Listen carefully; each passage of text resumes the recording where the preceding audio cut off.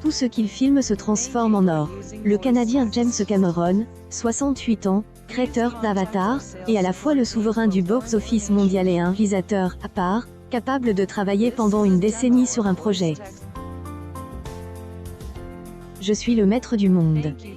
Il est l'auteur des films les plus longs, les plus chers, et les plus rentables au monde. Si les deux, Terminator ou Alien, le retour, sont largement rentrent dans leurs frais, c'est avec Titanic, en 1997, que Cameron a définitivement écrasé la concurrence.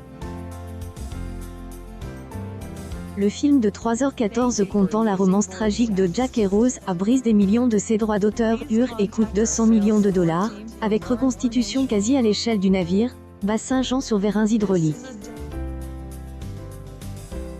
Mais il rapporte plus de 2,2 milliards de dollars, record de l'époque. En 2009 à 2010, Titanic et son tube « Mirat Will Go On » interprète par Céline Dion et The Throne.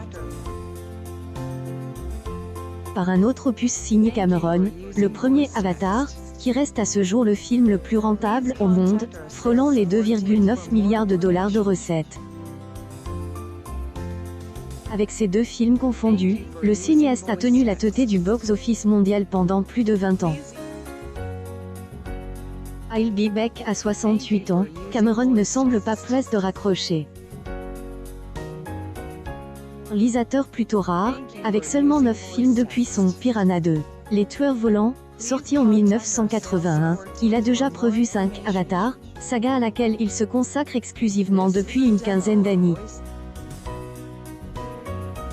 Chaque volet constituera un film indépendant des autres et ils ne feront pas partie d'un arc narratif. Mais, pris ensemble, ils représenteront une saga épique d'encore plus grande envergure, a promis le producteur Jon Landau. Cameron a toutefois admis qu'il ne pourrait pas forcément réaliser tous ses films lui-même mais qu'il se préparait à passer le flambeau.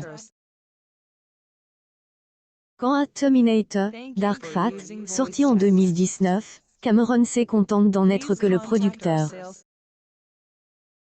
J'ai le cerveau rempli d'eau. James Cameron est un amoureux fou des fonds marins. Il ira jusqu'à aller chercher des images de la véritable épave du Titanic pour son film culte. En 2012, il réalise le rêve de sa vie en plongeant à bord d'un mini sous-marin, dans la fosse des Mariannes, au sud de l'île américaine de Guam. Il devient alors le premier humain à explorer en solitaire le point le plus profond de la croûte terrestre et en ramène un documentaire en 3D, Deep Sea Challenge. D'où lui vient cette passion? Clairement, j'ai le cerveau rempli d'eau. Répond-il en souriant à l'AFP.